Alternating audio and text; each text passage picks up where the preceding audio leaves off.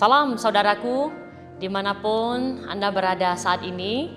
Hari ini, tepatnya 8 April 2020, hari ini kita merayakan ulang tahun Gereja Kristen Nasional Injili GKNI Jemaat Penil Pontianak. Tepat hari ini dan tahun ini saudaraku, gereja kita sudah berumur 47 tahun. Mau dibilang masih muda? Tidak juga. Mau dibilang ya masih kecil? Ini sudah waktunya untuk menjadi dewasa.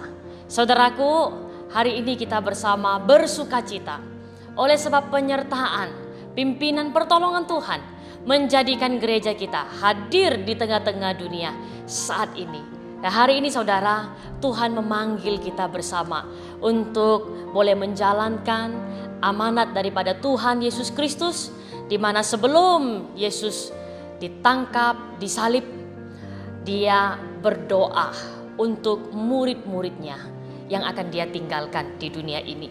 Dan hari ini juga doa Yesus kepada murid-muridnya menjadi doanya juga kepada setiap kita umat percaya dimanapun kita berada. Di dalam Yohanes pasal yang ke-17 ayat yang ke-20, di sana Tuhan Yesus berkata, "Dan bukan untuk mereka ini saja aku berdoa, tetapi juga untuk orang-orang yang percaya kepadaku oleh pemberitaan mereka." Nah, kemudian dilanjutkan lagi dalam ayat-ayat yang berikutnya. Supaya apa Yesus berdoa? Supaya mereka semua menjadi satu. Saudaraku, awal mula daripada kehancuran umat manusia adalah perpecahan, keterpisahan. Ketika manusia jatuh dalam dosa, maka manusia terpisah dari Allah. Dan ketika manusia bersatu dengan yang lainnya, oleh karena dosa, manusia bukan hanya berpisah dengan Allah, tetapi manusia juga berpisah dengan sesamanya. Saudara, ini adalah awal kehancuran daripada umat manusia.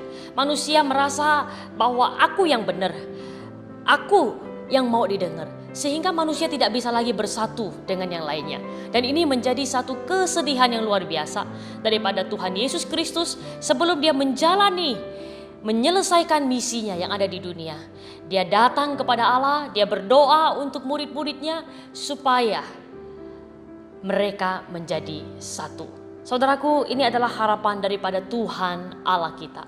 Karena Tuhan mengetahui kelemahan daripada setiap kita manusia, sulit untuk bersatu.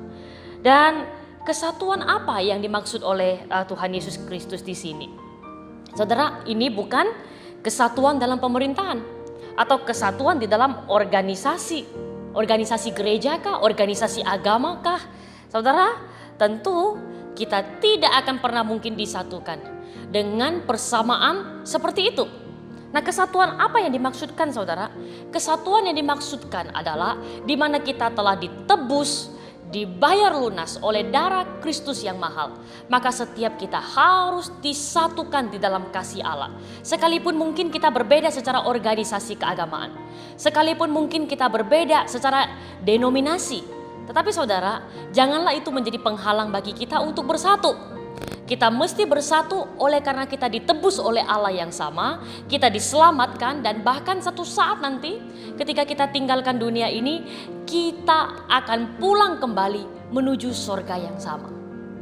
Jadi mengapa kita harus saling bertengkar untuk sesuatu yang bukan prinsip?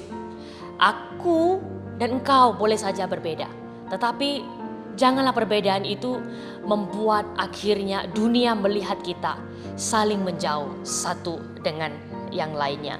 Nah, saudaraku, mari kita bersama-sama mengusahakan kesatuan umat percaya dimanapun berada. Pernahkah saudara berdoa untuk kesatuan gereja? Pernahkah saudara sedih melihat bagaimana kita masing-masing berjalan menurut kebenaran kita sendiri dan saling mengklaim, saling menghakimi? Saudaraku, mari kita bersatu untuk mengasihi Tuhan dan dinyatakan dengan kasih kita kepada sesama. Sehingga yang dilihat dunia bukanlah pertengkaran kita, tapi yang dilihat dunia melalui gereja Tuhan dimanapun berada, mereka boleh melihat kasih Kristus mengalir di dalam kehidupan kita. Nah saudara, Roma pasal 12 ayat ke-10. Di sana dikatakan, hendaklah kamu saling mengasihi sebagai saudara dan saling mendahului dalam memberi hormat. Saudaraku, sekalipun kesatuan gereja itu penting, tapi bukan berarti supaya dapat bersatu akhirnya kita kompromi terhadap kejahatan. Supaya kita bisa dekat satu sama lain, akhirnya kita mengorbankan kebenaran. Bukan kesatuan ini yang dimaksud oleh Tuhan Yesus Kristus ketika Dia berdoa untuk kita. Bagaimanapun saudara, kita tetap harus menjunjung tinggi kebenaran Allah. Kita bersatu di dalam kasih-Nya untuk kita membawa satu perubahan bagi dunia ini menjadi baik. Saudara, hari ini gereja ada di tengah-tengah dunia. GKNI Penil masuk ke dalam usia 47 tahun. Apa yang kita lakukan saudara? Apakah kita masih ada rasa saling menjauhi satu dengan lain? Oleh karena perbedaan sifat mungkin, oleh karena ada ketidaksenangan, oleh karena ada hal-hal masa lalu yang mengganggu kita. Saudaraku, hari ini tidak ada waktu lagi untuk kita saling mengingat kesalahan satu dengan yang lain. Mari kita mengingat kebaikan. Mari kita bersatu untuk mengerjakan apa yang Allah hendak mau kita kerjakan di tengah-tengah dunia ini. Saudara, tidak ada waktu lagi untuk kita meributkan hal-hal yang kecil. Tapi di depan sana, di hari ini ada tanggung jawab besar yang Tuhan ingin kita kerjakan bersama. Saudara, gereja kita memiliki sekolah. Mengapa gereja mesti ikut terlibat di dalam pembangunan pendidikan yang ada di tengah-tengah bangsa kita? Sebab bagaimana kita bisa mensejahterakan masyarakat kita jikalau mereka bodoh, mereka tidak punya ilmu. Maka kita harus bertanggung jawab untuk bisa mencerdaskan bangsa ini lewat pendidikan. Baik itu formal ataupun non formal. Mengapa gereja kita selama ini mengerjakan untuk bimbingan belajar? Kita juga mengerjakan untuk pendidikan formal melalui sekolah TK dan SD. Saudara, ini karena panggilan gereja di tengah-tengah dunia adalah ikut bersama-sama dengan pemerintah yang ada untuk kita menopang sesama kita dalam pendidikan. Supaya ke depan ada banyak generasi-generasi penerus bangsa yang memiliki ilmu yang baik. Tapi mereka juga memiliki hati yang mengasihi Tuhan dan sesama. Sehingga ke depan kita berdoa dunia di mana kita ada akan menjadi lebih baik. Saudara, kenapa kita juga tidak boleh tutup mata terhadap kepedulian sosial yang ada di tengah-tengah masyarakat kita, bahkan bangsa, bahkan dunia? Mengapa saya tidak boleh cuek melihat wabah yang ada oleh karena virus corona yang ada? Kenapa? Saya harus merasa susah, harus merasa sedih, harus merasa terpanggil bahwa aku sebagai orang percaya, aku memiliki tanggung jawab untuk dapat meringankan penderitaan sesamaku. Saudara, kita tidak boleh hidup untuk diri sendiri sebab Yesus sudah mati untuk kita dan kita mesti memakai kasih Kristus ini untuk terus memberkati orang lain. Ini adalah maksud daripada karya penyelamatan Allah bagi setiap kita. Maka kenapa kita ada program segenggam beras? Kita membagi beras untuk mereka-mereka yang membutuhkan. Karena beras adalah kebutuhan pokok.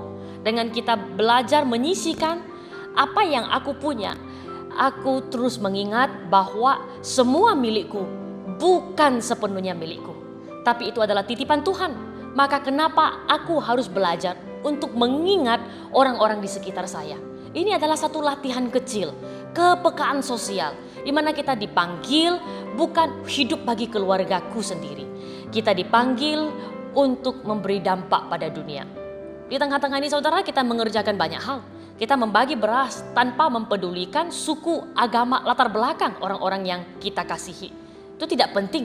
Yang penting adalah bagaimana aku bisa meringankan bebanmu. Bagaimana kita juga membagikan masker. Karena banyak orang sampai hari ini walaupun wabah virus corona ini telah memakan banyak korban jiwa, tapi masih banyak orang di sekitar kita, mereka masih belum mengerti soal kesehatan. Mereka belum mengerti bagaimana menanggulangi virus ini. Maka mereka keliling di jalan berjualan tanpa masker. Dan apakah ketika aku pakai masker, setelah itu aku melindungi diriku sendiri, aku tidak punya tanggung jawab untuk melindungi orang lain? Saudara, firman Tuhan katakan kepada kita, jikalau engkau tahu sesuatu yang baik, tapi engkau tidak melakukannya, itu juga dosa. Dosa bukan hanya soal aktif, melakukan kejahatan, tapi dosa itu adalah kepasifan. Tidak berbuat apa-apa, itu pun dosa. Saudaraku, kita terus bergerak. Umur yang ke-47 tahun, jangan lagi diam.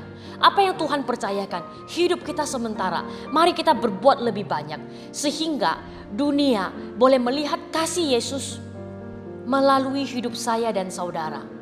Saudaraku, bersyukurlah untuk semua apa yang Tuhan kerjakan bagi setiap kita. Stop untuk kita saling menjauhi satu dengan yang lain. Bersatulah melakukan hal-hal yang lebih mulia, yang lebih bermakna, sehingga nama Tuhan kita ditinggikan. Selamat ulang tahun bagi GKNI Jemaat Peniel Pontianak. Jemaat sekalian, engkau dan saya yang tergabung menjadi keluarga besar gereja ini. Mari kita mengerjakan bersama-sama. Karena dengan bersama kita bisa mengerjakan lebih banyak, lebih lama, dan lebih berdampak. Biarlah Tuhan memakai hidup setiap kita. Amin.